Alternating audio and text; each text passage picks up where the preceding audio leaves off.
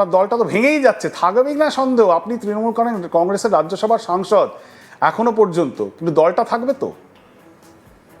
আমি নির্বাচনী ফলাফল বেরোনোর পরে প্রথম যেদিন এমপিদের মিটিং ডাকা হলো, সেই মিটিংয়ের পর থেকে বেরিয়েছে। পরের দিন যখন আমাকে কোনো সাংবাদিক জিজ্ঞেস করলেন, আপনি যেমন জিজ্ঞেস করছেন, দলটা থাকবে তো, তাহলে না থাকবে না। তখন আজ থেকে 7 দিন আগেই বলে দিয়েছি দল থাকবে। তখন এসব ঘটেনি, এই যে 60 জন বিধায়ক বেরিয়ে গেলেন। আমি বললাম যে সিমেন্টিং ফ্যাক্টরটা ছিল পাওয়ার। দেখুন, পৃথিবী জুড়ে যেখানে পাওয়ার সেন্টার থাকবে তার পাশে পাওয়ার ব্রোকাররা ঘুরবে, কুকসরা ঘুরবে।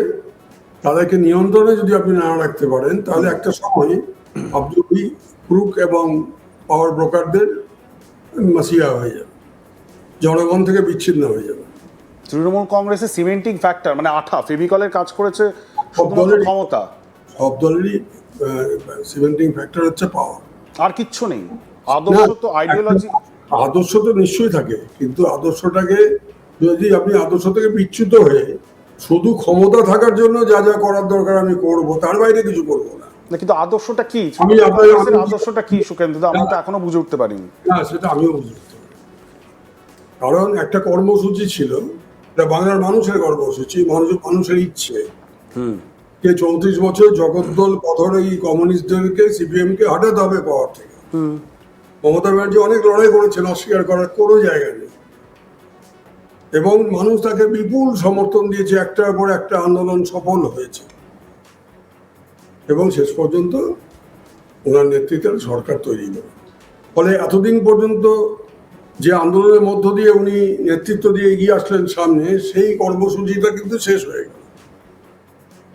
এবার আপনার সরকারকে পারফর্ম করতে হবে, এবং আপনাকে প্রো পিপল স্ট্যান্ড নিতে হবে, তাদের জন্য কাজ করতে হবে সর্বস্তরে, পঞ্চায়েত স্তর থেকে সরকারি স্তর পর্যন্ত। প্রথমটা শুরু খারাপ হয়নি, প্রথম মিথ্যে কথা বলবো না, আমার নিজের একটা ইন্ট্রোস্পেকশন আছে প্রত্যেকটা ব্যাপারে। প্রথম 5 বছর মোরলেস ঠিকঠাক চলেছে, কতগুলো, যেমন কন্যাশ্রী স্কিম একটা, আমার মনে হয় এটা খুব ভালো স্কিম, সারা পৃথিবী আন্তর্জাতিক স্বীকৃতিও পেয়েছে। যেই 16 সালের নির্বাচনে আবার দ্বিতীয়বার আমরা ক্ষমতায় আসলো, এবার আমার ধারণা, আই মে বি রং, যে বেশ কিছু যারা ক্ষমতাশালী লোক, যারা বিভিন্ন পদে রয়েছে, মন্ত্রী, শান্ত্রী, পরিষদ, দালাল, এদের ধারণা হলো যে তৃতীয়বার ক্ষমতায় আসবো কি না আসবো, বাবা রিস্ক নিয়ে এবার একটু কামিয়ে নাও, যাতে বাকি যদি হেরেও যায় পরবর্তীকালে, বাকি সময় জীবনটা যেন আমি, আমার পরিবার, আমার নাতি, আমার প্রতি আনন্দে কাটাতে পারি। আর সেই কামাবার ছবিটা এখন বেরোচ্ছে, সেই কামাবার ছবি তো এখন বেরোচ্ছে। আমরা তো আমরা এই জিনিস তো দেখিনি, মানে এটা আমরা অবিশ্বাস্য লাগবে, স্বপ্নের মতো লাগছে। মানে এক একটা অট্টালিকা, এক একটা বাড়ি, এক একটা প্রাসাদ, এত প্রাসাদ পশ্চিমবঙ্গের বুকে ছিল, কে জানতো? কেউ কিছু আমরা দেখিনি বললে ভুল হবে, সত্যের অপরাধ করা হয়। কারণ দুর্নীতিটাকে অতি দ্রুত একটা প্রাতিষ্ঠানিক রূপ দেওয়া হয়। অর্থাৎ একটা ভিডিও ভাইরাল হয়েছিল আমাদের দলের একজন নেত্রীর, ওয়ার্কার্স মিটিংয়ে বলছেন, ভিডিও সবাই দেখেছে সোশ্যাল সাইটে, আপনারা 75% রাখবেন, 25% আমার কাছে পাঠান। এটা হয়ে গেল মডেল একটা। হ্যাঁ, কিন্তু আমি বলছি যে আমি যে বিষয়টা বললাম, যে এই যে আপনাদের বিষ্ণুপুরের বিধায়ক, তার বাড়ি, সেটা বাড়ি নয়, একটা রিসর্ট।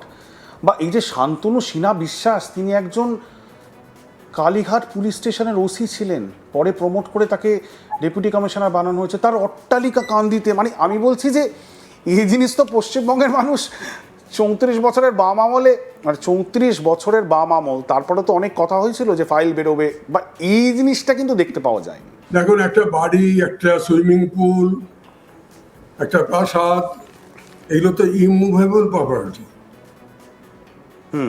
তো এটা চোখে পড়বে না, এটা তো হতে পারে না, এটা তো অদৃশ্য অবস্থায় থাকতে পারে না, সবার চোখে পড়েছে।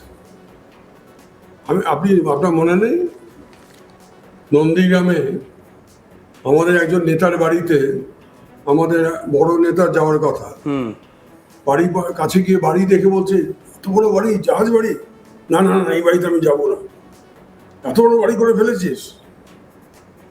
আজকের কথা না, 10 বছর আগের কথা, কি তারও বেশি। কিন্তু কানে তো এসেছিল, আমি সেটাই বলছি যে দলের কানে তো এগুলো এসেছিল। চারিদিকে কোথাও শান্তিনিকেতন, কোথাও আনন্দ নিকেতন, এগুলো যখন তৈরি হলো, সেটা কি কারোরই চোখে পড়লো না? হাজার হাজার লোকের চোখে পড়েছে, লাখ লাখ লোকের চোখে। কিন্তু নেত্রীর চোখে পড়লো কি, প্রশ্ন তো সেখানে। আমি কি করে বলবো, সেটা তো তিনিই বলতে হবে। না আপনার নেত্রী আপনার সাথে কথা হয় তো আপনার? না না না, আমার সঙ্গে এসব নিয়ে কোনো কথা কখনো হয়। আমাদের কথা বলার সুযোগ খুব কম ছিল। চাটুকার, কতগুলো দালাল আইএস অফিসার, কতগুলো দালাল আইপিএস অফিসার, কতগুলো ফরচুন সিকার মানে সৌভাগ্য সন্ধানী, তারা তাকে ঘিরে রাখতো সবসময়। একসময় যিনি গান গাইতেন, সিপিএম করতেন, তিনি তথ্য সংস্কৃতির প্রচার করছেন বাংলাতে। হ্যাঁ, এইসব দেখতে হলো। আমার তো 59 বছর রাজনীতি আমি অনেক দেখেছি, অনেক। আমি যখন ওই খাদ্য আন্দোলন হচ্ছে তখন স্কুলে পড়ি, মাঝামাঝি ক্লাসে, সেটাও স্মৃতিতে আছে আমার, রামবাস পড়ছে।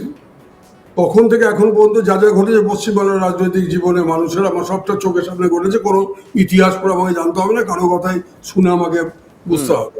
I know, I can claim that I know the subject.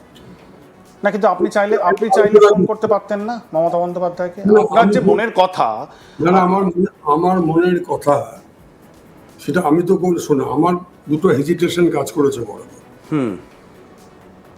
একটা হচ্ছে যে আমি ল্যাটারাল এন্ট্রি, আমি তো কংগ্রেস করতাম, প্রায় 40 বছর আমি কংগ্রেস করেছি। তৃণমূলে জয়েন করেছি 2011 সালে রাজ্যসভার নির্বাচনের আগে।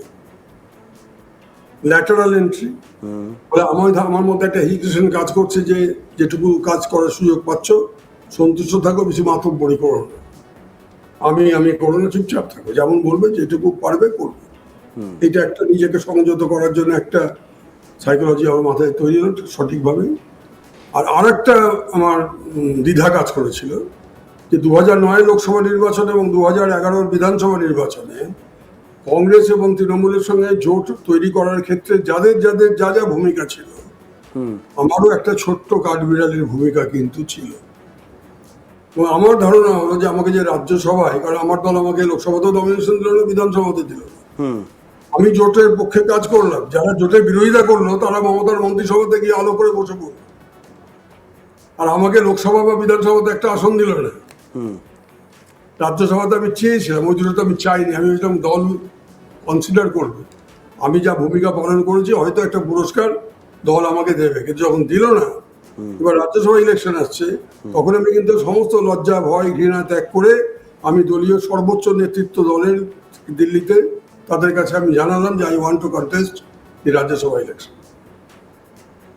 দেওয়া হলো না, অন্য একজনকে দেওয়া হলো, তার কোনো ভূমিকাই ছিল না। যাই হোক, ফার্স্ট আমার যেটা দ্বিধা, যেটা বলছি যে হয়তো ওই জন্য তৃণমূল কংগ্রেসের নেতৃত্ব আমাকে একটা পুরস্কার দিল।